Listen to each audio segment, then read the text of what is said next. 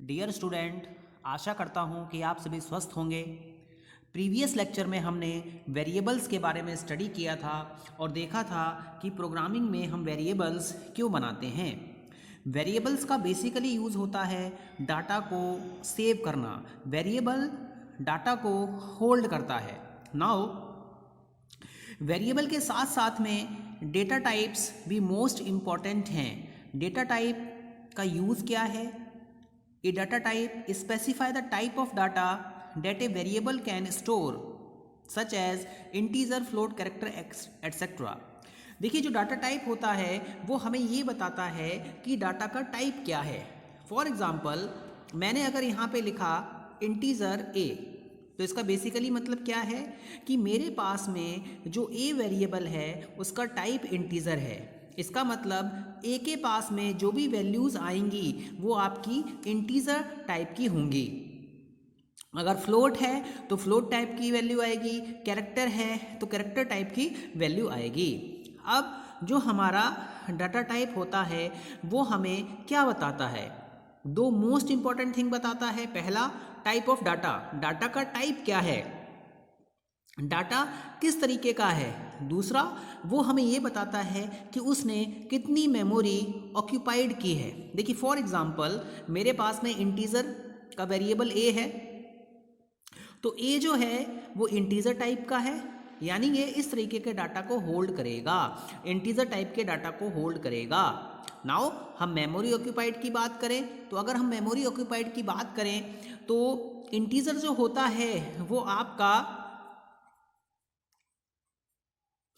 2 bite of memory लेता है। इसी तरीके से कैरेक्टर हमारा 1 बाइट ऑफ मेमोरी लेता है, फ्लोट हमारा 4 बाइट ऑफ मेमोरी लेता है, डबल हमारा 8 बाइट ऑफ मेमोरी लेता है।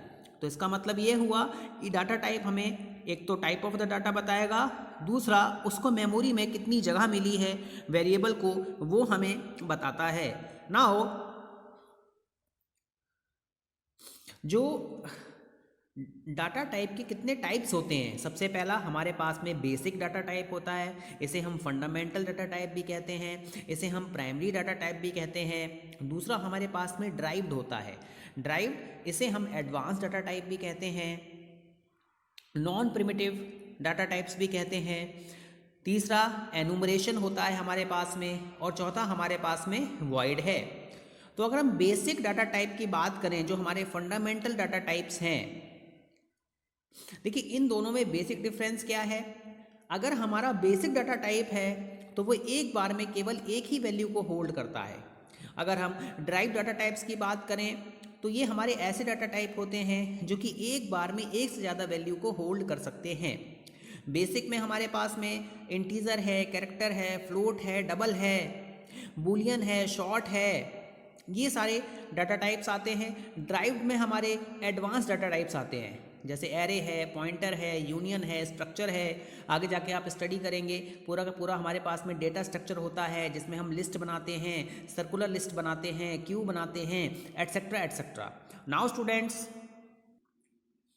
मैं अगर एनुमरेशन डाटा टाइप की बात करूं तो इसमें मेरे पास में एनम। देखिए, अगर आप किसी भी वैल्यू को न्यूमेरिक से अगर रिप्रेजेंट करना चाहते हैं तो वहाँ पर हम एनम डाटा टाइप का यूज़ करते हैं, ये आपको आगे जाके बताया जाएगा।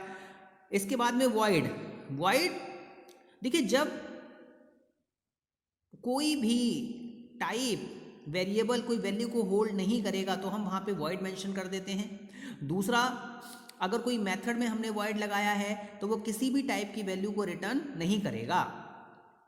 नाउ स्टूडेंट्स, जो हमारे बेसिक डाटा टाइप्स होते हैं वो इंटीजर बेस्ड होते हैं और फ्लोटिंग पॉइंट बेस्ड होते हैं। इंटीजर का बेसिकली मतलब क्या है? फॉर एग्जाम्पल 2, 3, 4, 5 ये इस तरीके की वैल्यूज़ को होल्ड करेंगे, और फ्लोटिंग पॉइंट जहाँ पे डेसिमल वैल्यू आएगी, जैसे 2.5, 5.5, 6.5। अब सी लैंग्वेज में हमारे पास में दो तरीके के डाटा टाइप्स के क्वालिफायर्स होते हैं, साइंड और अनसाइंड। देखिए, अगर हम साइंड की बात करते हैं तो इसका बेसिकली मतलब क्या है? यहाँ पे नेगेटिव वैल्यू भी आ सकती है और यहाँ पर पॉजिटिव वैल्यू भी आ सकती है। बट अनसाइंड की अगर हम बात करें तो अनसाइंड में हमेशा क्या आती है? पॉजिटिव वैल्यू आती है। तो ये आपको ध्यान में रखना है कि अगर आपके पास में बाय डिफ़ॉल्ट हमारे पास में अगर हमने यहाँ पे लिखा है इंटीजर का a, तो ये आपका क्या कहलाता है, साइंड कहलाता है बाय डिफॉल्ट। लेकिन अगर आपने इसको क्या कर दिया, अनसाइंड कर दिया, तो यहाँ पर जो वैल्यू है वो आपकी पॉजिटिव आएगी। देखिए जितने भी हमारे टाइप्स होते हैं उन सब की रेंज होती है, उस रेंज के अकॉर्डिंग हम उसमें नंबर को सेव कर सकते हैं। नाउ स्टूडेंट्स, यहाँ पर हमने एक चार्ट बनाया है। सबसे पहले डाटा टाइप लिया गया है, इसके बाद मेमोरी साइज है, फिर रेंज है। सबसे पहले हम बात करते हैं कैरेक्टर की।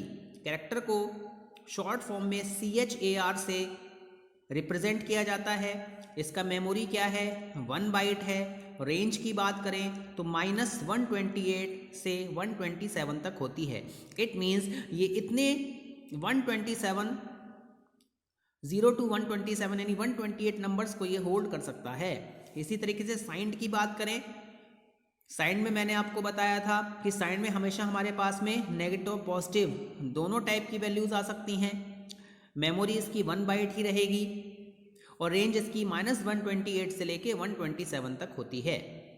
अनसाइंड में हमेशा वैल्यू क्या आती है, पॉजिटिव आती है। यहाँ पे 0 से लेके 255 यानी कि 256 कैरेक्टर वैल्यूज को यहाँ पे सेव किया जाता है।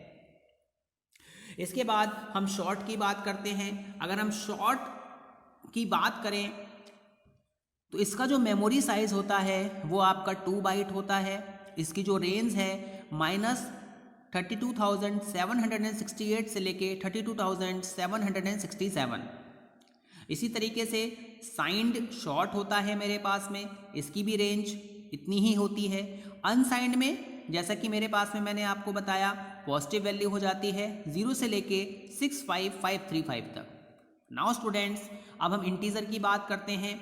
अगर मैं इंटीजर की बात करूं तो इंटीजर का जो मेमोरी साइज है वो 2 बाइट है, बिल्कुल शॉर्ट की तरह।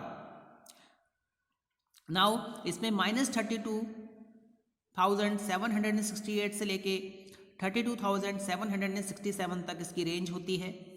साइंड इंटीजर की नेगेटिव पॉजिटिव दोनों वैल्यूज आएंगी, ये रेंज है। अनसाइंड इंटीजर की अगर हम बात करें तो ये मेमोरी 2 बाइट्स लेता है, इसकी रेंज होती है 0 से लेकर 65,535।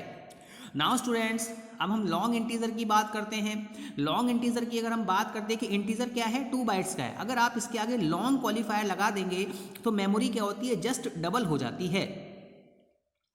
तो इसमें 4 बाइट ऑफ मेमोरी हो जाएगी, -2147483648 से लेके 2147483647 तक। साइंड की भी इतनी ही वैल्यू रहेगी। अनसाइंड में हम इतनी 0 से लेके 4294967295 तक डिजिट्स को सेव कर सकते हैं। तो जैसे जैसे हम मेमोरी बढ़ रही है, जैसे कैरेक्टर की 1 बाइट है, शॉर्ट की 2 बाइट है, फिर इंटीजर की 2 बाइट है, लेकिन अगर आपने लॉन्ग पुट कर दिया तो उसकी क्या होगी, 4 बाइट हो गई। तो इट मीन्स हम ये कह सकते हैं कि जैसे जैसे मेमोरी बढ़ेगी उस हिसाब से हम ज़्यादा नंबर्स को भी सेव कर सकते हैं। नाउ स्टूडेंट्स, अब हम कीवर्ड्स की बात करते हैं। अगर हम कीवर्ड्स की बात करें, देखिए keyword is a reserved word. जब भी हम प्रोग्रामिंग को इंस्टॉल करेंगे, सी प्रोग्रामिंग को इंस्टॉल करेंगे, तो सी प्रोग्रामिंग की कुछ अपनी ग्रामर होती है, उसके पास में कुछ कीवर्ड्स दिए होते हैं जिनकी हेल्प से आप अपना प्रोग्राम बनाते हो।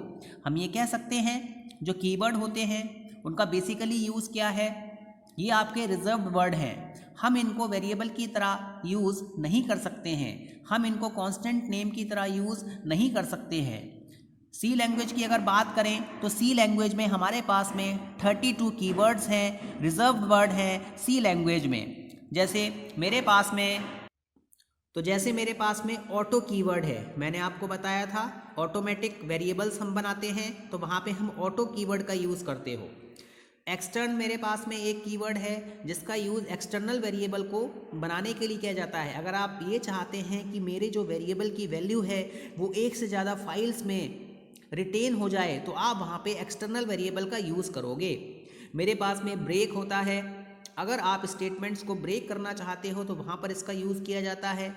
फ्लोट आपका डाटा टाइप है। स्टैटिक मैंने आपको बताया था, स्टैटिक का बेसिकली मतलब होता है फिक्स, यानी अगर आप वैल्यू को रिटेन करना चाहते हो तो वहाँ पे आप स्टैटिक कीवर्ड का यूज़ करोगे। हमारे पास में फॉर ये लूपिंग के लिए यूज़ होता है। आप स्ट्रक्ट का यूज़ करते हो, ये स्ट्रक्चर के लिए यूज़ होता है, हम गो टू स्टेटमेंट का यूज़ करते हैं।